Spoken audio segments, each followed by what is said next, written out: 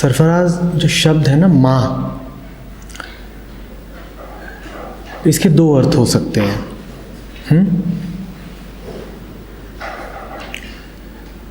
सच तो ये है कि शब्दकोश में जितने भी शब्द पाए जाते हैं उनके हमेशा दो अर्थ होते हैं, और दो अर्थों से मैं ये नहीं कह रहा हूँ कि पर्यायवाची शब्द, वो दोनों बड़े विपरीत अर्थ होते हैं। एक ही शब्द के दो अर्थ और दोनों बड़े विपरीत अर्थ। विपरीत कहना भी उचित नहीं होगा, मैं कहूँगा वो अलग अलग आयामों के अर्थ हैं, अलग अलग डायमेंशंस में हैं। एक अर्थ ज़मीन का है और एक आसमान का है, और हैं दोनों ही। भाषा में दोनों ही प्रयुक्त होते हैं, चाहे दोस्त हो, चाहे माँ हो, चाहे जीवन हो, चाहे मृत्यु हो, चाहे प्रेम हो, चाहे हिंसा हो। ये सब कोई एक अर्थ नहीं रखते। इन सब के अर्थ इस बात पर निर्भर करते हैं कि किस मन से इनको देखा जा रहा है। और जैसे दुनिया में दो ही प्रकार के मन होते हैं, समझदार और नासमझ, जैसे दुनिया में दो ही प्रकार के मन होते हैं, समझदार और नासमझ, उसी प्रकार शब्दों के दो अर्थ होते हैं। बात समझ ही गए होगे। एक अर्थ वो जो निकलता है समझ से, और एक अर्थ वो जो निकलता है नासमझी से। तो तुमने माँ शब्द कहा, इसके भी इसी तरह से दो अर्थ हैं। एक उनके लिए जिन्होंने जाना कि क्या है माँ होना और क्या है जन्म और क्या मायने हैं प्रेम के, और दूसरा अर्थ उनके लिए जिन्होंने कुछ जाना नहीं, जिनको बस जो दिखाई दे गया है, जिन्होंने जो बस सुन लिया, उसी को मान करके बैठ गए।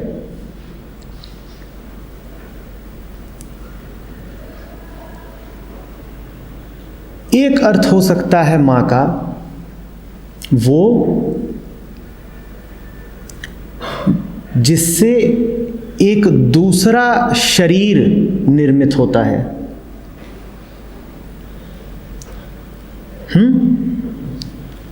और सामान्यतया जहाँ कहीं भी हम देखते हैं कि एक व्यक्ति के शरीर से दूसरे व्यक्ति के शरीर का निर्माण हो रहा है, हम बड़ी आसानी से उस व्यक्ति को माता का या पिता का नाम दे लेते हैं। ये बात सिर्फ शारीरिक है और इसीलिए बहुत सतही है। ये बात सिर्फ शारीरिक है और इसीलिए बहुत सतही है।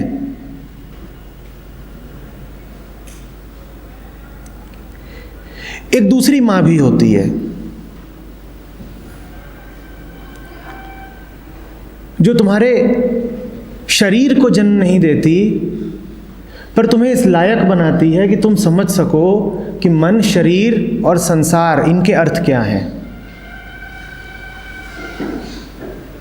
वो तुम्हारी वास्तविक माँ है।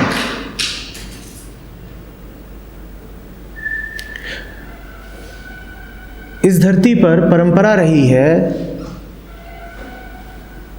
द्विज हो जाने की। द्विज समझते हो? जिसका दूसरा जन्म हुआ हो।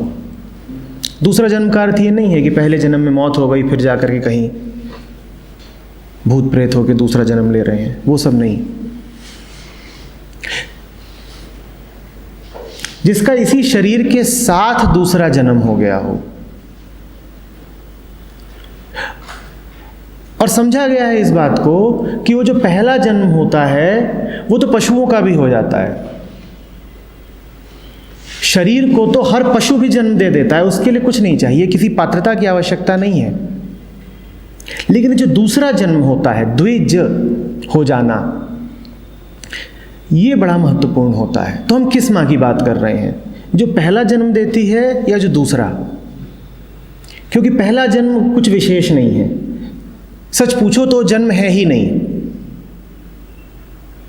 क्योंकि शरीर लेकर के भी हुआ क्या अगर ये जाना ही नहीं कि शरीर क्या,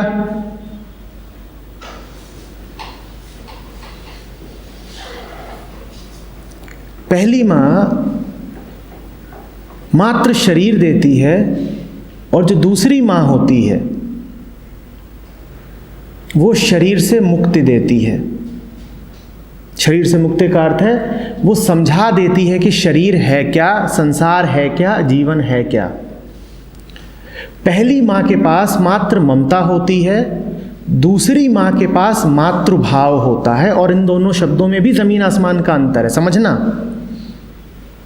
तुम अपने आसपास जो माएँ देखते हो उनमें से 1000 में से 999 माएँ सिर्फ ममता जानती हैं, और ममता पशुओं में भी होती है, पर मातृभाव कोई कोई माँ ही जानती है। मातृभाव का अर्थ है वास्तविक रूप से जन्म देना,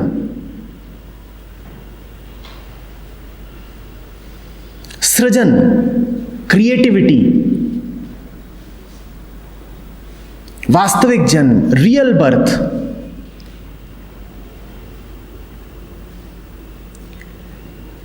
तो तुम किस मां की बात कर रहे हो? जो पहली मां है, जैसा मैंने कहा, उसके पास ममता के अलावा और कुछ नहीं होगा। ममता शब्द के मूल में संस्कृत का मम है, और मम का अर्थ होता है मेरा। ममता, मेरा का भाव, और उस मेरे के भाव में कुछ नहीं रखा है। वो वैसा ही है कि मेरे कपड़े, मेरा घर, मेरा चूल्हा, मेरा चौका, मेरे बर्तन, मेरी कार, मेरा मोबाइल, वैसे ही मेरा बच्चा। वो सिर्फ एक मालकियत की भावना है। ममता में कुछ नहीं है। ममता को प्रेम मत समझ लेना। ममता सिर्फ ये भाव है कि मेरा है क्योंकि मेरे शरीर से उत्पन्न हुआ है। मातृभाव बिल्कुल दूसरी चीज है। मातृभाव का अर्थ है वास्तव में जननी हो पाना, और उसके लिए यह आवश्यक नहीं है कि तुमने शारीरिक रूप से किसी को जन्म दिया हो। गुरु होता है वास्तविक मां, क्योंकि वो तुमको वास्तविक जन्म देता है।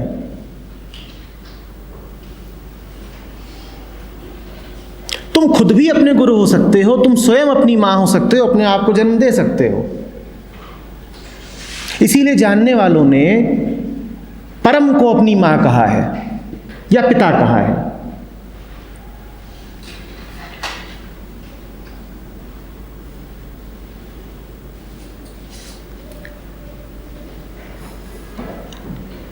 निर्भर इस पर करता है कि वो जो जन्म देने वाला व्यक्ति है, पिता या माता, वो स्वयं कौन है और वो स्वयं कैसा है।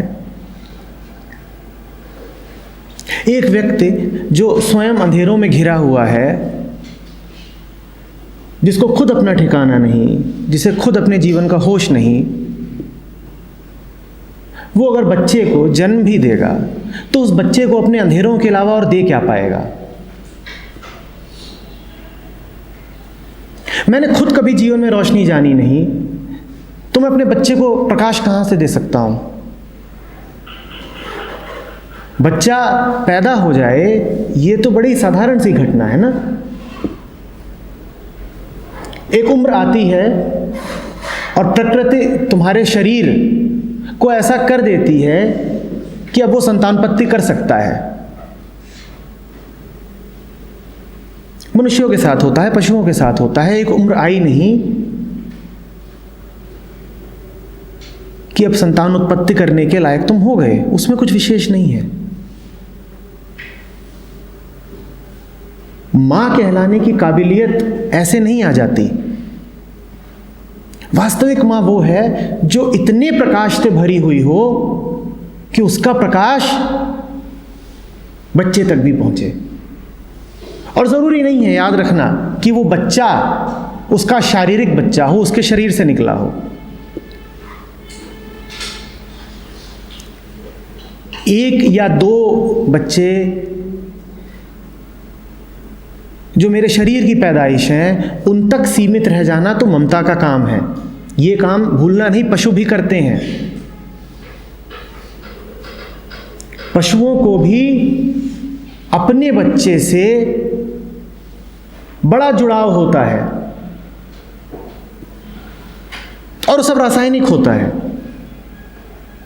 तुम देखो गाय को या तुम देखो किसी भी और पशु को, बछड़ा होने के बाद एक अवधि तक वो उसका ख्याल रखेगी, किसी को उसके पास आने नहीं देगी, पर वो सब रासायनिक है। उसने कुछ जाना नहीं, उसने कुछ समझा नहीं, और एक अवधि बीतेगी नहीं कि अब उसी बछड़े से उसका कोई विशेष संबंध नहीं रह जाएगा।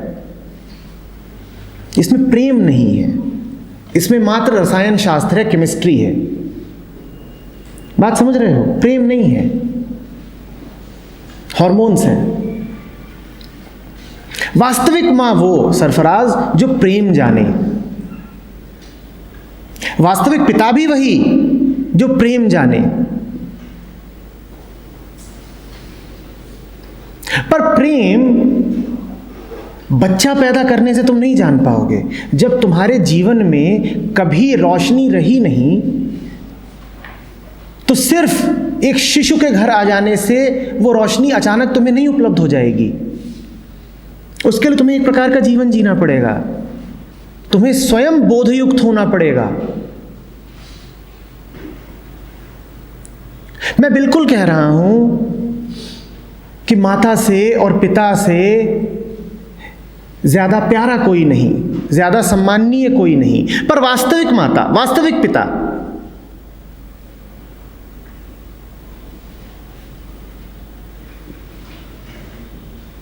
समझो इस बात को। और बात माता पिता तक भी सीमित नहीं है। इसी बात को आगे बढ़ाओगे तो तुम ये भी जानोगे कि वास्तविक मित्र कौन होता है, असली दोस्त कौन होता है। एक दोस्त वो जो तुमको बेहोशी में रखे, और दूसरा वो जो तुम्हें जगा ही दे, जिसके होने भर से तुम होश में आ जाओ, वो असली दोस्त हुआ। ठीक उसी तरीके से असली मां कौन हुई?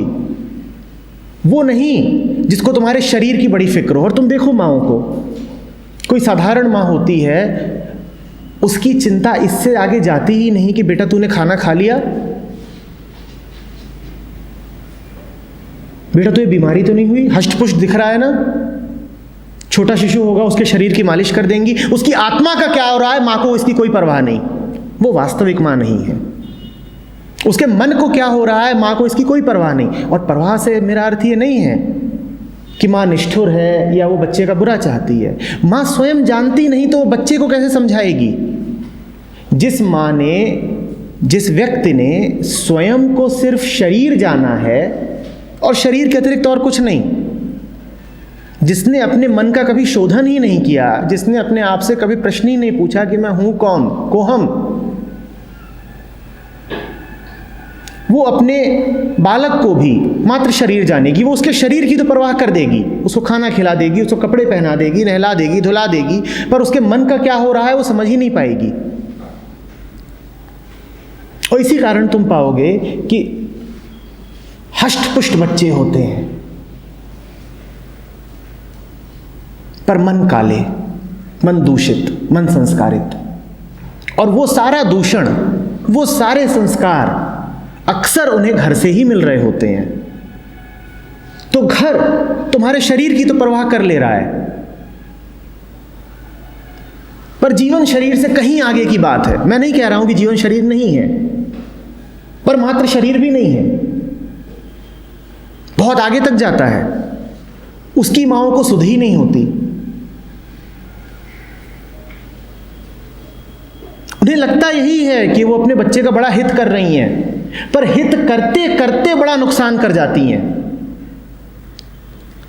तुम अगर पूछो किसी भी माँ बाप से तो यही कहेंगे कि हम अपने बच्चे का भला चाहते हैं, और वो ठीक कहेंगे, बिल्कुल ठीक कहेंगे। उनकी इच्छा यही होती है कि मेरे बच्चे का कल्याण हो। पर तुम किसी का कल्याण चाह कैसे सकते हो जब तुम खुद अभी नासमझ हो?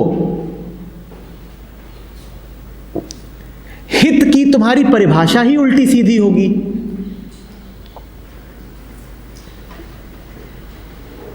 तो चाहोगे तो ये कि बच्चे का भला हो जाए और कर दोगे उसका महाविनाश। और यही हो रहा है इस दुनिया में। क्योंकि अधिकांश मनुष्यता अंधेरे में डूबी हुई है, इसीलिए उनके घरों से जो औलादें निकलती हैं वो भी गहरे अंधेरे में डूबी रहती हैं। मैं उसको जन्म मानता नहीं और मैं ऐसी माँओं को माँ मानता नहीं। मैं दोहरा रहा हूँ, वास्तविक माँ वो है जो वास्तविक जन्म दे। एक जन्म शरीर का और दूसरा जन्म ज्ञान का। वास्तविक माँ वो है। बड़े सौभाग्यशाली होगे तुम यदि तुम्हारी पहली माँ ही तुम्हारी दूसरी माँ बन सके। हुए हैं इतिहास में ऐसे किस्से हुए हैं, पर यदा कदा हुए हैं, लाखों में एक हुए हैं कि जहाँ पर पिता ही गुरु बन गया या माँ ही गुरु बन गई। बहुत कम हुए हैं। पर तुम इतना तो कर सकते हो ना कि तुम समझो, और जब तुम समझोगे तो तुम्हारी रोशनी सब तक पहुंचेगी।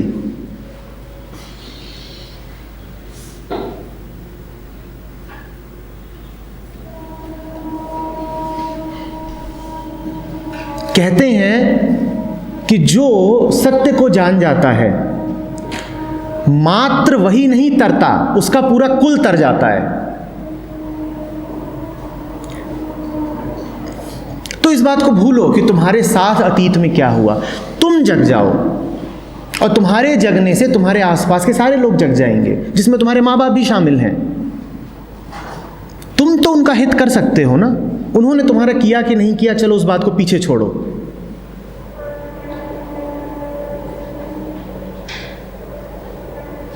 समझ रहे हो बात को? तुम्हें तो नहीं रोका ना किसी ने प्रेम में उतरने से।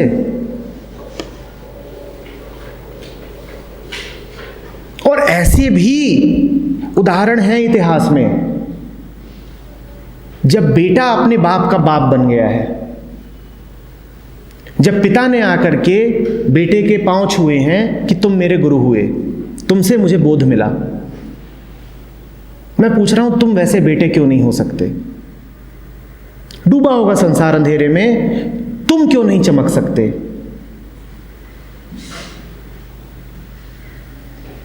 तुम क्यों आश्रित हो कि तुम्हें कहीं से जन्म मिले? तुम क्यों नहीं दूसरों के जन्म का कारण बन सकते? तुम क्यों आश्रित रहो कि कोई आए और तुम्हें कहे कि आंखें खोलो? क्यों नहीं तुम्हारी आंखें खुलें और तुम माध्यम बनो दूसरों के भी उठ बैठने का? क्या वो सच्चा प्रेम नहीं होगा? तब तुम होगे अपने माँ बाप के असली हितैषी। तुम माँ बाप के हितैषी नहीं हो अगर तुम उनको उनके अंधेरों में ही रहने दे रहे हो कि उनकी हम भावनाओं को आहत कैसे करें। अरे अब उनकी इतनी उम्र हो गई, अब वो हमारी बात थोड़ी सुनेंगे। अक्सर यही तर्क देते हो तुम, या कि हम तो बच्चे हैं, हमें बहस नहीं करनी चाहिए, हमें उनकी धारणाओं को छेड़ना नहीं चाहिए। ये सब बेकार की बातें हैं। तुम्हें अगर वास्तविक प्रेम होगा तो तुम खुद भी जगोगे और औरों को भी जगाओगे। तुम्हें अगर वास्तविक प्रेम होगा तो तुम कहोगे जो मुझे मिला है वो मैं बांटूं, मैं आपको भी दूं। और ये है मातृभाव, ममता नहीं, मातृभाव। ये हुआ वास्तविक अर्थों में मां होना। पैदा तो कोई भी कर देता है, पर वास्तविक मां हो पाना, सही अर्थों में पिता हो पाना बड़ा मुश्किल काम है। वो कोई कोई होता है।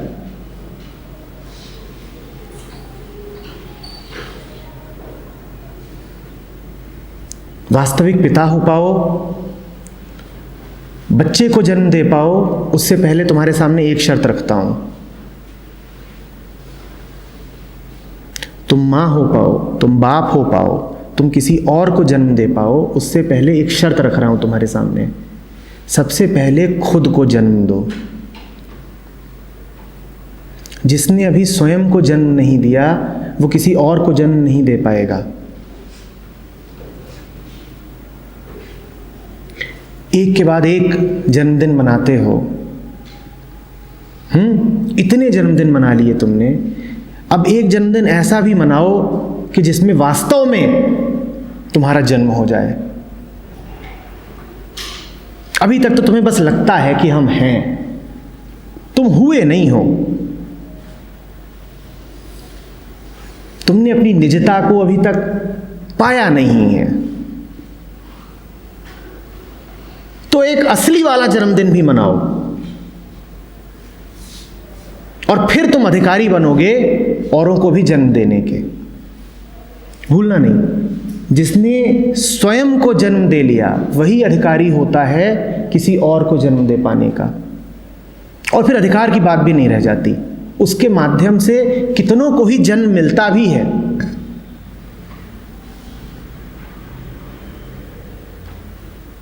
द्विज, वो असली जन्म है। सरफराज, बात आ रही है समझ में? प्रेम जानो।